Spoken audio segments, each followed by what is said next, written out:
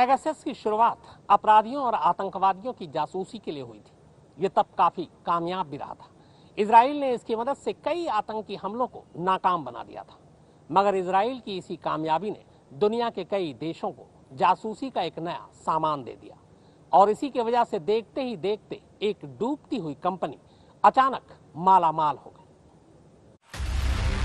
कम लफ्जों में कहें तो ये सॉफ्टवेयर आपके ना चाहते हुए भी मोबाइल में घुस जाएगा और आपकी बातें, आपके राज, जीपीएस के जरिए आपकी लोकेशन, आपके पासवर्ड, आपसे जुड़ी सभी जानकारी, यहाँ तक कि आपके कैमरे के जरिए चुपके से आपकी वीडियो भी बना सकता है। कुल मिलाकर ये 24 घंटे आपकी निगरानी करने लगता है और तमाम जानकारी इजराइल की सुरक्षा कंपनी एनओसे के पास पहुंच जाती है और जो इसे खरीदेगा वो जानकारियां एनओसे से होते हुए चंद मिनटों में उसके पास पहुंच जाएगी। दुश्मन हो या विरोधी, उसकी हर चाल, हर रणनीति, हर कदम पर निगरानी होगी, उसकी जासूसी होगी। अब तीर तलवारों, गोला बारूदों और मारक मिसाइलों से जंग की बातें पुरानी हो चुकी हैं। अब जंग डेटा और इंफॉर्मेशन की है और इस जंग को दुनिया के कई देश अपने विरोधियों और अपने दुश्मनों को हराने के लिए पेगासस जासूसी सॉफ्टवेयर की मदद से लड़ रहे हैं।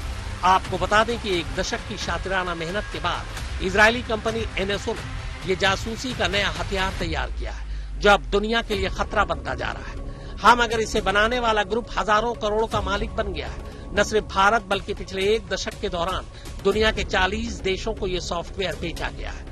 इसमें शक नहीं कि इंसानी तरीकों से जासूसी के मामले में इजराइल का कोई तोड़ नहीं, मगर अब तो तकनीकी तरीकों से भी इस छोटे से मुल्क ने दुनिया को परेशानी में डाल दिया है। हालांकि इजरायली कंपनी का दावा है कि उसने ये सॉफ्टवेयर इंसानियत की बेहतरी के लिए बनाया है ताकि इसकी मदद से अपराधियों और आतंकवादियों को पकड़ा जा सके।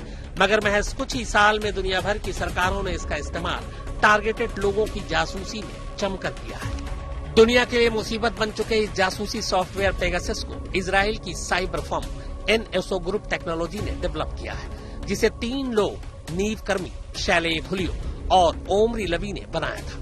कंपनी का नाम एनएसओ भी इन्हीं तीनों के नाम के पहले अक्षर को मिलाकर रखा गया है। मगर सवाल ये है कि बेलगाम हथियार बनाया ही क्यों गया?